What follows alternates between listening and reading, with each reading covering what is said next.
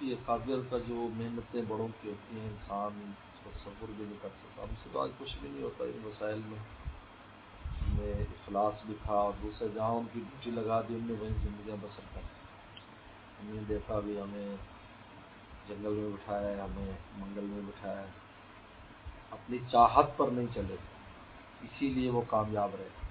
ماشاءاللہ چاہت پر چلنے کی وجہ سے ہماری ناکامی ہے.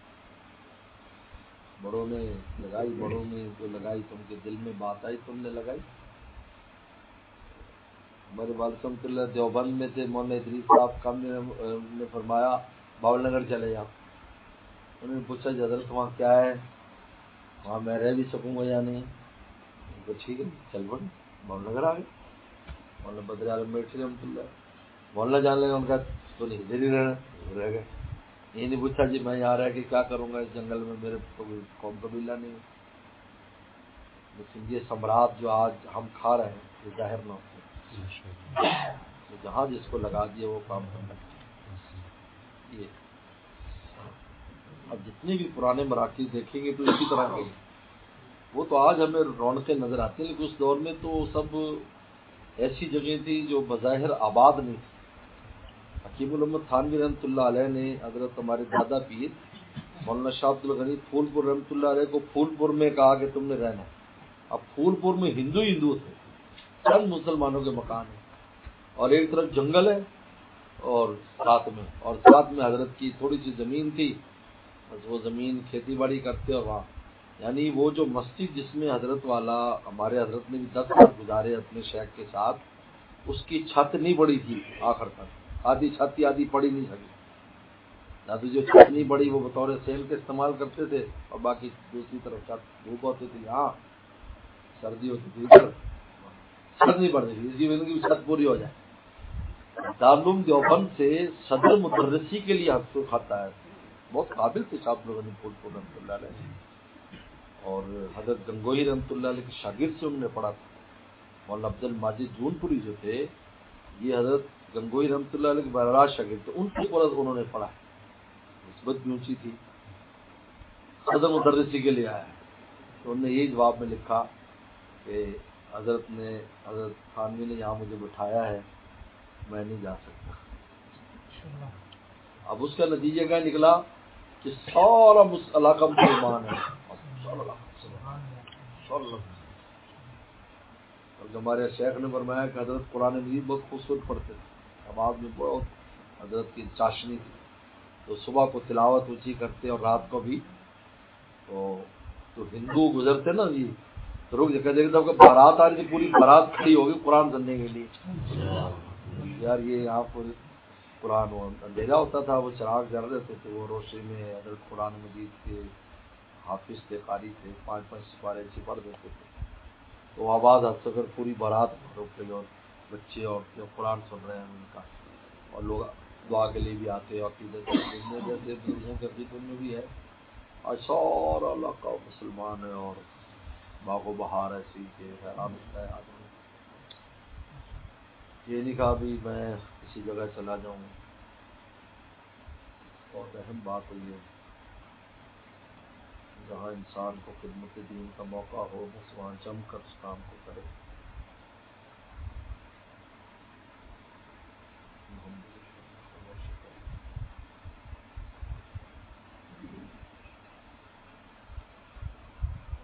کب سے آپ ادھر ماشاء اللہ کا خادم, خادم کا خادم, قرآن کا خادم, مخدوم کا خادم. قرآن مخدوم ہے, باقی سب علوم خادم.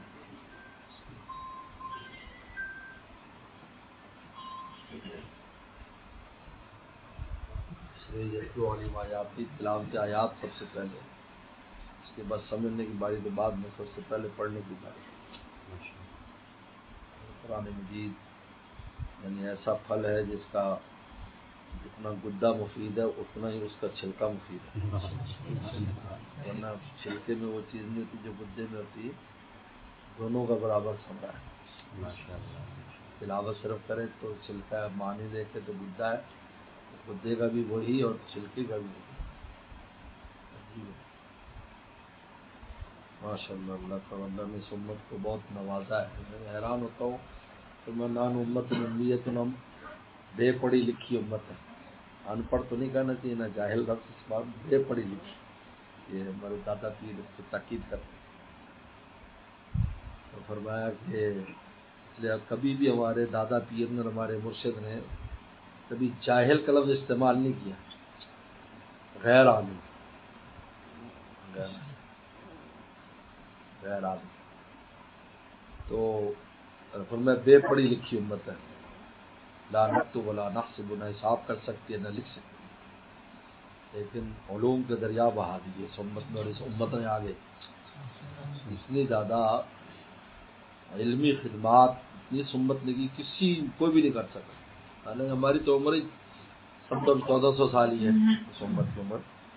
یہودیوں کو تو ہزاروں سال ملے ہیں.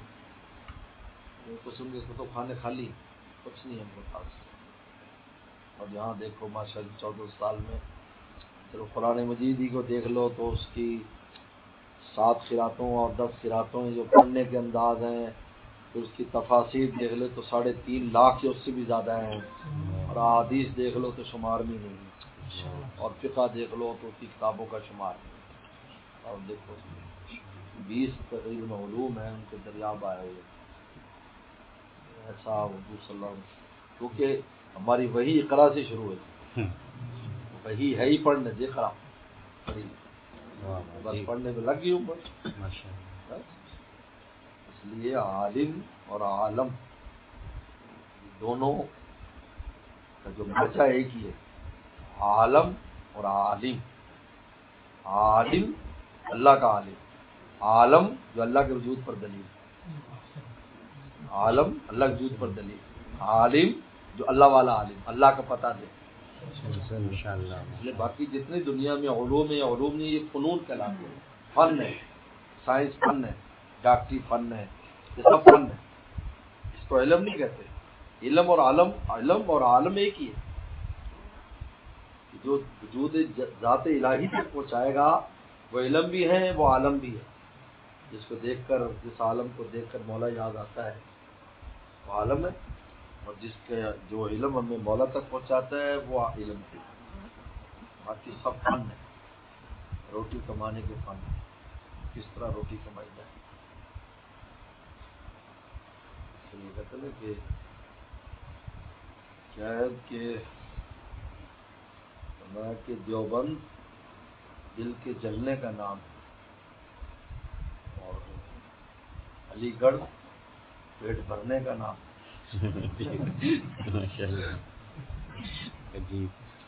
علی گڑھ کی جو علوم ہے وہ پیٹ بھرنے کے لیے افسر کیسے لگ جائے گا. اور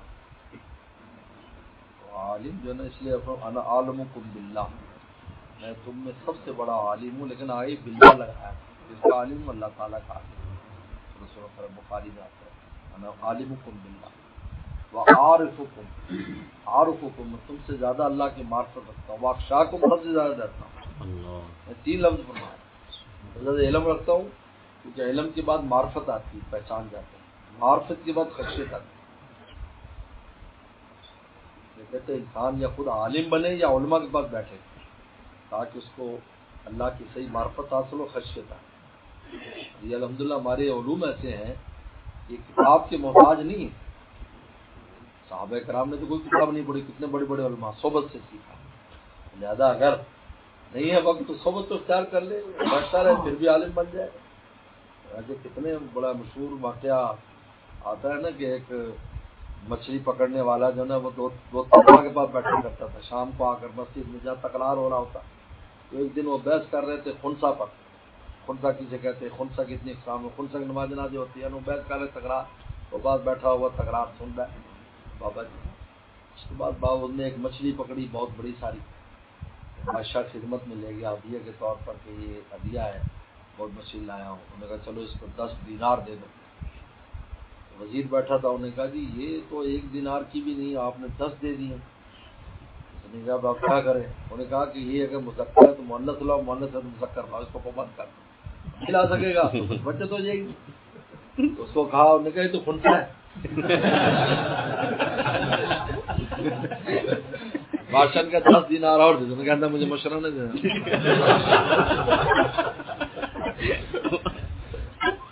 صحبت کا کیسا فائدہ. جی بھائی.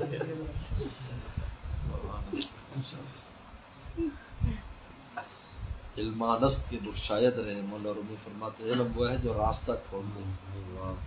آنس کے پیشائش سے راستہ وہ ہے جو مولا تک پہنچا دے. ہمارا علم ہم نے خشیت پیدا نہیں کرتا اور ہمیں مولا تک نہیں پہنچاتا. ہمارا علم میں قصور ہے. انما یخشی اللہ من عباد العلماء. علم کے لوازمات میں سے خشیت کو قرار دیا. اور خشیت کتنی مطلوب ہے؟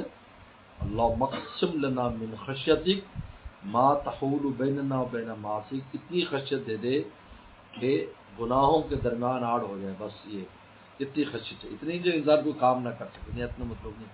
اور ڈرتا رہے گا تو وہ کام ہی نہیں کرے گا. بال بچوں کا کمانا ہے یہ ہے. اتنی دے دے گناہ نہ کر سکے. اتنی خشیت لوازمات میں سے. اللہ مقسم لنا. رسول اللہ نے حد بھی مقرر کی. کتنی خشیت. ما تحول بیننا و بین معاصیک. سبحان اللہ. کیا اعتدال ہے. سبحان اللہ. یعنی کہ جنگلوں میں نکل جاؤ, ڈر جاؤ, بھاگ جاؤ, جنگل میں چلے جاؤ. ایسا نہیں ہے. ما تحول بیننا و بین معاصیک. اتنی خشیت جو آڑ بن جائے گناہوں کے درمیان. بس اتنی خشیت چاہیے. جب گناہ کی وسوسے آئے اور گناہ کے تقاضے نفس و شیطان پیش کرے, بس وہ خشیت آڑ بن جائے. ہم اس کو نہ کریں, چاہنے کے باوجود نہ کریں. یہ اس لیے سبحان اللہ. لیکن ایسا نہیں ہے کہ خشیت جو ہے خشیت ہوگی تو عالم بن جائے گا. لیکن عالم کے لیے خشیت ضروری ہے. لیکن غیر عالم کو بھی خشیت حاصل ہو سکتی ہے. لیکن جس غیر عالم کو خشیت حاصل ہوگی نا جی, اس کو علم کا مغز حاصل ہوگی.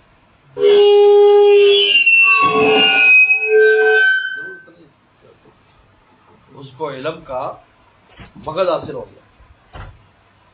دعا مخل عبادت, اس کا کیا مطلب ہے یار؟ دعا مخل عبادت کا مطلب کیا ہے؟ کیا آپ نماز روزہ رکھ کر دعا کرتے رہیں؟ نہیں. جو نماز روزہ ہے اس کا مقصد بھی اللہ کا تعلق ہے. تو دعا جو ہے اس دعا بھی اسی تعلق کے لیے ہوتی ہے. دعائیں جو ہم کرتے ہیں, اور اللہ نے ہمیں محتاج انتم الفقراء. عجیب بات ہے, کتنی پیارا فرمایا. فقراء کے بعد اللہ لفظ لگایا ہے کہ ہم نے فقیر اس لیے بنایا ہے کہ تم اللہ کے لیے تمہیں فقیر ہونا ضروری ہے, ورنہ اللہ نہیں ہوگا. اللہ تک نہیں پہنچو گے. تم پہنچنے کے لیے تمہیں محتاج بنایا. جب تم محتاج ہوگے تو محتاج لے چاہیے نا. ہر محتاج کے لیے ایک محتاج لے ضروری ہے. جیسے اشارے کے لیے مشیر تو ہے, مشان لے چاہیے. تو محتاج کے لیے محتاج لے چاہیے. تو اللہ کہہ کر محتاج لے آئے. اب جب محتاج لے آئے تو جب محتاج احتیاط کرے گا محتاج لے تو تعلق کنیکٹ ہو گیا. یہ مقصود ہے. اگر یہ نہیں, اس لیے ہمیں محتاج بنایا ہے. اگر ہم مستغنی ہوتے تو مولا کو یاد ہی نہیں کرتے. اب بھوک لگی, بھوک لگی, پیاس لگی, اللہ بیمار ہو گیا, یہ مانگ رہے بہانے. دعا کہ نہ برانا, امید نہ برانا. امید پوری نہیں ہوتی, دعا کرتا ہے امید نہ برانا, امید برانا ہے یہ عرض مسلسل کا خوب بہانا ہے. یہ اللہ لگایا اس لیے کہ تم اللہ کرو, تم محتاج ہو تاکہ ہماری طرف رجوع کرو گے, ہم سے مانگو گے, اللہ بھی خوش ہوں گے. یعنی عجیب ہے. ہمارے مرشد فرماتے تھے دنیا سے کسی بار مانگ لو. یار میں کب ہر وقت تم مانگتا رہتا ہے. اللہ فرمایا نہیں مانگو گے تو پڑھائی کروں گا تمہاری. مانگو ہم سے, نہیں مانگو گے بہت ماروں گا تمہیں. جلدی جلدی مانگو, نمک بھی مانگو, چارہ بھی مانگو, تسبہ بھی مانگو, چھوٹی چھوٹی چیز ہم سے مانگو. ہم تو فقراء, ہم نے فقیر اس لیے بنایا.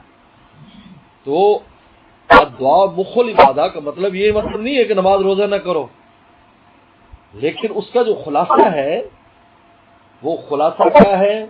وہ احتیاج اور تعلق ہے, اور ان کو یاد کرنا ہے, وہ دعا میں حاصل ہوتا ہے. اسی طریقے پر جو خشیت ہے وہ علم کا ثمرہ ہے. اگر ایک آدمی اگر عالم نہیں ہے لیکن اس کو خشیت حاصل ہے تو ثمرہ پائے ہوئے وہ گناہوں سے بچ رہا ہے, اللہ سے ڈر رہا ہے, تو علم کا ثمرہ، لیکن اس کا مطلب نہیں کہ وہ عالم کے برابر ہو جائے گا یا اس کو وہ فضیلت عالم والی مل جائے گی، ایسا نہیں ہے.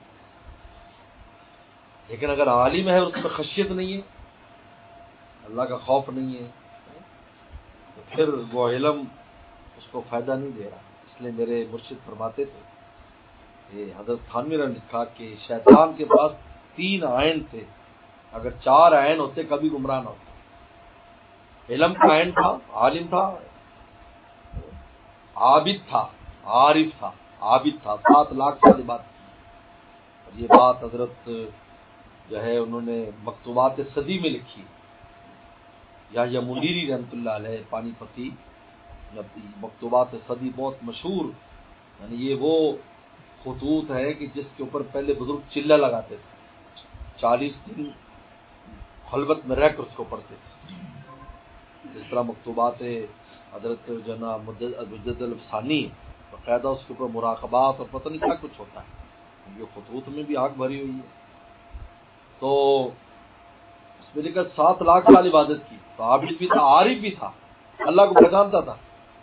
اس لیے عین غصے کی حالت میں درخواست انذرنی الی یوم یبعثون، حالانکہ بتا حالانکہ اگر کوئی غصہ ہو گیا یار ابھی درخواست نہ دینا، افسر بہت غصے میں کبھی منظور نہیں ہوگی.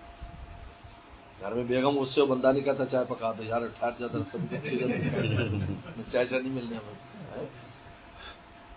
تو لیکن اس کو پتا تھا، وہ عارف تھا، شیطان اس کو پتا تھا کہ یہ اللہ تعالیٰ مغلوب الغضب نہیں ہے، مخلوق تھوڑی ہے مغلوب ہو جائے. انذرنی الی یوم یبعثون، مجھے یوم یبعثون تک مہلت دے دی. یوم یبعثون کو کہا چالاکی کی، کہا کہ میں مروں نہیں، کیونکہ جب دعا میں مروں نہیں، فرمایا کہ کیا ہے آگے پڑھے یبعثون، اللہ تعالیٰ نے فرمایا کہ الی وقت یوم معلوم، یوم معلوم تک دیتے ہیں. اگر یہ اللہ نے فرمایا ہمیں پتہ ہے کب تک دینا ہے، تو یہ اللہ نے یوم یبعثون کا وعدہ نہیں کیا، کیونکہ وہ تو چاہ رہا تھا کہ اللہ تعالیٰ سے کہلوا لے کہ جب تک دوبارہ لوگ زندہ ہوں تاکہ مجھے مرنا نہ پڑے. تو آخر میں جس کو مارا جائے گا وہ شیطان ہی تو ہوگا، سارے ختم ہو کے اس کی باری آئے گی. اور جتنے فن بھی اسرائیل السلام نے آج تک سیکھے بندے مارنے کے، وہ سارے اس پر آزمائے گا. السلام کیسے ٹانگ کے بل کیسے مارنا ہے اور منہ کے بل کیسے مارنا ہے، جس طریقے سے وہ سارے فن شیطان پر اپنائے جائیں گے. سارے فن ان فنون سے، ان کو تو فن آتا ہے نا بندے مارنے کا، کیسے فن مارا کیسے جاتا ہے، جان کیسے نکالی جاتی ہے. ہر بندہ ایک طرح تو نہیں مرتا ہے، کوئی تو کہتا ہے چلی جائے ہماری، اور کوئی نہیں مرنا چاہتا ہے تو وہ اس میں گھس جاتا ہے. والنازعات غرقا والناشطات نشطا، ان 2 آیتوں میں دونوں ہیں. نازعات غرقا اندر غرق ہو کر کہیں تھے، اور ناشطا کسی کے بند کھول دیتے خود نکل جاتے ہیں. یہ خود قرآن نے بیان کیا اس کو. تو وہ پھر آخر میں تو اس نے تو وہ عارف بھی تھا لیکن عاشق نہیں تھا، اس لیے اللہ کے حکم پر اڑ گیا، عقل پر تول دیا اس نے حکم. یہ شریعت کے حکم کو عقل پر تولنا یہ شیطان کا کام ہے. یہ اس میں کیا کوئی حکمت ہو تو ہمیں بم کرے نا، کوئی سمجھ کے ہمیں تو آنے دے اس کی کیا وجہ ہے. حکمت کیا ہے، حکمت کیا ہے. حضرت شیخ الحدیث مولانا ذکر رحمۃ لکھا کہ ایک سہارنپور میں ایک آدمی تھا، وہ ہر چیز کی حکمتیں علماء سے پوچھتا رہتا، اور میرے مرشد کو بہت تنگ کرتا. مولانا خلیل احمد صاحب سہارنپور رحمۃ اللہ، وہ بہت سادہ آدمی تھے، ان کو تنگ کرتا کہ یہ اس میں کیا حکمت ہے، یہ اس میں کیا حکمت ہے. حضرت سمجھاتے بھی تو حکیم الامت تھانوی رحمۃ اللہ علیہ گزر رہے تھے، تو وہ وہاں اترے اور تھوڑی دیر کے لیے مدرسے آئے، آگے کہیں جانا. اس کو پتہ چلا کہ جی وہ ایک بڑے مولانا صاحب آئے ہیں، ان کو بھی میں ذکر کروں گا. وہ حضرت کے پاس تو آتا تھا، اب حضرت تھانوی تو تھانوی تھے، وہ آ گیا آگے بیٹھ گیا. آ کر شیخ ذکر فرماتے میں نے تھانوی کر دی، یہ شخص بہت تنگ کرتا ہے، اور بابا آپ کو بھی معذرت ہے پہلے سے، اگر ایسی کوئی بات میں کچھ پرواہ نہیں کر رہا. ہاں کیا بات ہے، فلاں حکم میں حکمت کیا ہے. ان کا یہ بتا اس کے علاوہ جتنے احکام ان کی حکمت ہے تجھے پتہ ہے؟ تو اس کی جو پوچھ رہا ہے باقی یہ پتہ ہے؟ اگر تجھے پتہ ہے تو بتا، ذرا پہلے تو بتا. اگر نہیں بتا اس کو بھی اسی کھاتے میں ڈال. حضرت شیخ زکریا فرماتے ہیں کہ وہ بیچارے جوتی تلاش کر رہے، میری جوتی کا ہے. تو شیطان نے بھی یہ پوچھا خلقتنی من نار و خلقتہ من طین، آپ کس طرح ان کو کر رہے ہیں، میں کیسے سجدہ کروں؟ اپنی عقل کو اللہ کے حکم پر ترجیح دے دی. عاشق نہیں تھا، کیونکہ عاشق یہی ہوتا ہے، عاشق کبھی بھی نہ زمانے کی رفتار دیکھتا ہے، نہ اپنی رفتار دیکھتا ہے، نہ اپنی عقل و فہم دیکھتا ہے، نہ اپنا مستقبل دیکھتا ہے، نہ حال دیکھتا ہے، محبوب کی خوشی دیکھتا ہے. جو آغاز میں فکر انجام ہے، جو آغاز میں فکر انجام ہے، کیا ہوگا؟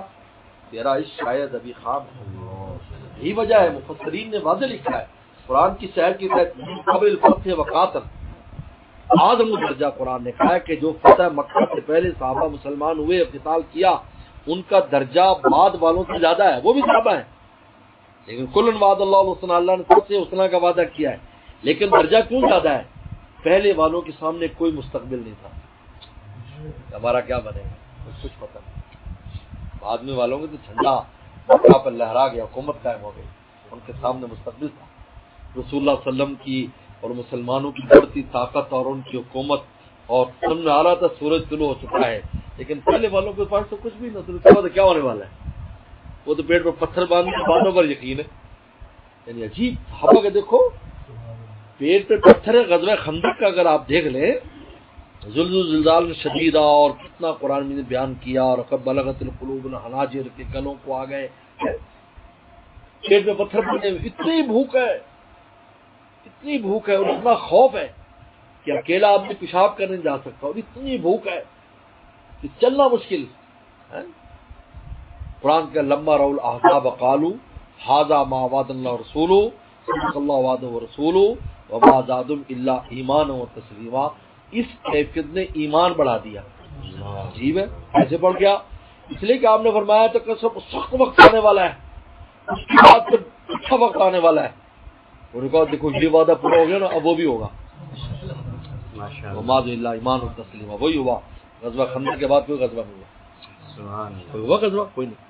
علماء بیٹھے، اللہ فرمایا لا یغزونا نحن نغزوہم، اب کوئی ہمارے ہاں نہیں آئے گا، ہم جائیں گے. جہاں مکہ گئے، ہم مکہ فتح کیا، جگہ گئے. اس آیت پر غور کرو، صحابہ کہ اللہ اکبر، اس خوف کی حالت میں ہے اور بھوک کی حالت میں بیٹھے، لڑکوں سچ کا ہے اور خوش ہو رہے ہیں. وما زادهم الا ایمانا وتسلیما، اور ایمان بڑھ رہا ہے کہ اب جو نا اچھا وقت بھی آنے والا ہے. ان کے سامنے تو کوئی مستقبل نہیں تھا من قبل فتح وقاتل، اس لیے وہ عشق کے بہت اونچے مقام پر تھے. اس لیے قرآن نے کہا اعظم درجہ. بعد والوں کے سامنے تو مستقبل تھا کہ اب کیا ہونے والا ہے، لیکن ان کے کل وعدہ ہوں گے. وہ بھی صحابی ہے، لیکن صحابہ فرق. اور آپ نے خود فرمایا کہ میرا وہ صحابی جو فتح مکہ سے پہلے کا ہے، اس نے اگر ایک ملک بھی اللہ کے رستے میں دیا ہے، بعد والا وہ پہاڑ سونے کا بھی دے دے تو اس کے بعد نصف مد کو بھی نہیں پہنچ سکتا. آپ نے تو اس تو اگر یہ عاشق ہوتا، شیطان کبھی نہ دے ہوتا کہ یہ کیوں دیا آپ کو، یہ سوچتا بھی نا، فوراً عمل کرتا.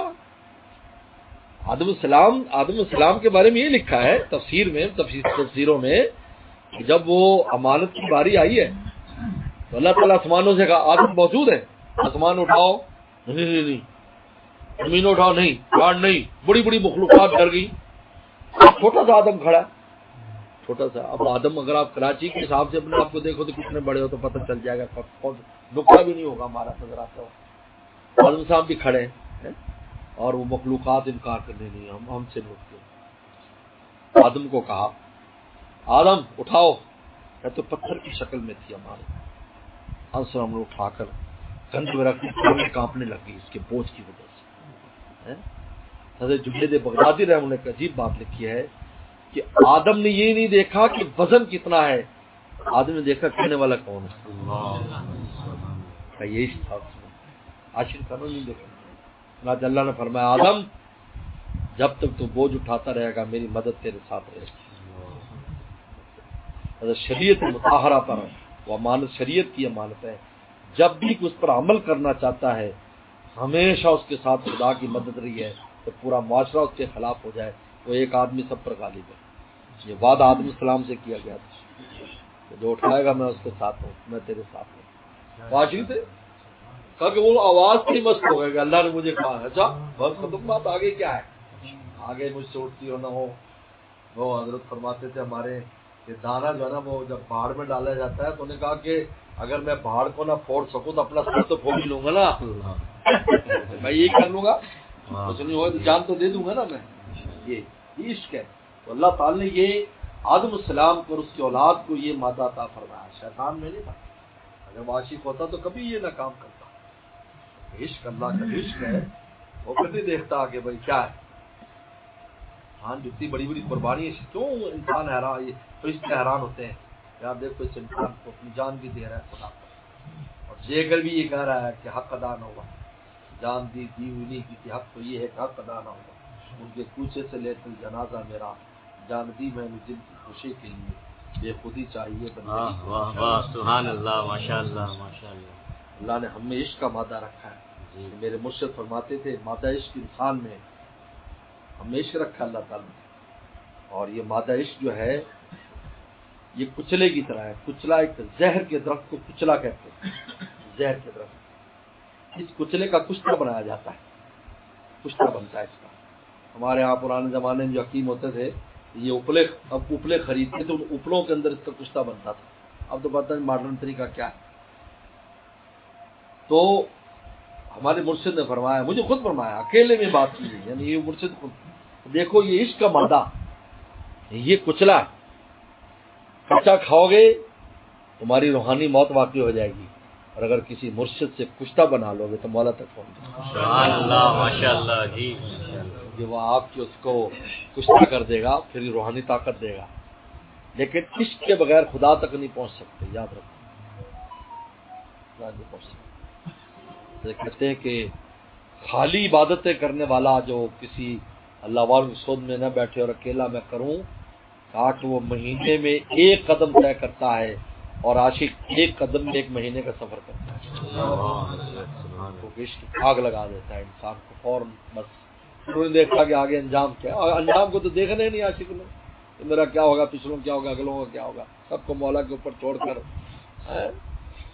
کفن بردوش ہے کہ کفن بردوش دارم آتا ہے نا کہ ایک ہمارے اعظم نے سنایا کہ، اور ان کو شیخ الہند سے یہ واقعہ سنا جو ہے شاہ عبد الغنی پھول پور رحم اللہ نے، کہ جب جنگ ہو رہی تھی 1857 کی جنگ آزادی، اس میں ایک عالم تھے تو ان کو پتہ چلا فلان جہاد ہے، تو وہ آئے اور انہیں کندھے پر کفن رکھا اور تلوار لی، حضور کا کفن در پوش دارم، اللہ میں کفن رکھ کر آیا ہوں، کفن رکھ کر آیا ہوں. تو کہتا آواز سنی بقاعدہ، اور اس رٹن سنی، یا مظلوم،